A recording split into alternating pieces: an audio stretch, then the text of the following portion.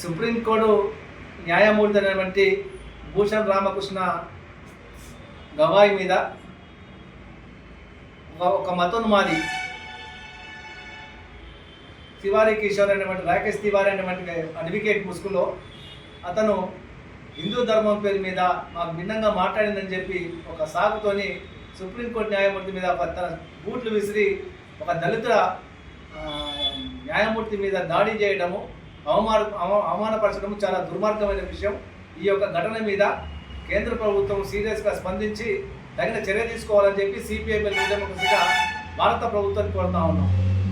ఈ నరేంద్ర మోడీ ప్రభుత్వం ముఖ్యంగా బీజేపీ అధికారంలోకి వచ్చిన తర్వాత ఈ దేశంలో రాజ్యాంగంలో ఉన్నటువంటి లౌకిక విలువను పాతరేసి మొత్తం ఒక హిందూ అనేటువంటి ఒక సెంటిమెంట్ రెచ్చగొట్టి మత విద్వేషాలు పెంచి ప్రజల్ని కలిసి ఉన్నటువంటి ప్రజల్ని విభజించి పాలించినటువంటి కుట్రకు పాల్పడతా ఉంది. మన దేశవ్యాప్తంగా అనేక రకాల సంఘటనలు జరుగుతూ ఉన్నాయి. గతంలో జర్నలిస్టు గౌరీ లంకేష్ని కూడా వాస్తవాలు రాసినందుకే బీజేపీ మరో పేరుతో వెంటాడి వేధించానని హత్య చేసింది. ఇవాళ సాక్షాత్తు సుప్రీంకోర్టులో దేశంలో అతి ఉన్నతమైనటువంటి కోర్టులనే ఒక అడ్వకేట్ ముసుగులో ఉన్నటువంటి ఒక మతోన్మాది ఇవాళ ఆ జడ్జి మీద ఆ న్యాయమూర్తి మీదనే అవమానపరిచిండు, దాడి చేసిండు.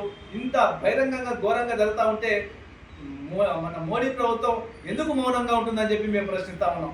ఎందుకంటే భారతదేశం లౌకిక దేశం, అంటే మత ప్రమేయం లేని రాజ్యం. అట్లాంటి విధానం ఉన్నటువంటి దేశంలో ఇటువంటి దుర్మార్గం ఘటన జరగడం విచారకరం. అదేవిధంగా ఇవాళ బీజేపీ దేశంలో ఉన్నటువంటి ముస్లింలను కానీ అంబేద్కర్స్లను కానీ లేకుంటే దళితులను కానీ ఎట్లా అంచివేయాలని చెప్పి ప్రయత్నం చేస్తూ ఉంది.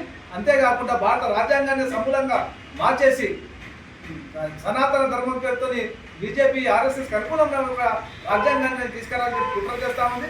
కాబట్టి ఇట్లాంటి ఘటనల పట్ల అందరూ కూడా అప్రమత్తంగా ఉండాలి, దీన్ని ఖండించాలి. అదేవిధంగా ఎస్సీ ఎస్టీ యాక్ట్ అని చెప్పి పెద్ద ఎత్తున ఈ రాజ్యాంగంలో తీసుకొచ్చినప్పటికీ కూడా ఇటువంటి న్యాయవాదాలు దాన్ని వర్తింపజేసి కఠినంగా శిక్షించాలని చెప్పి సిపిఐఎంఎల్ ఉండే ముఖ్యంగా కేంద్ర ప్రభుత్వాన్ని మేము డిమాండ్ చేస్తా ఉన్నాం.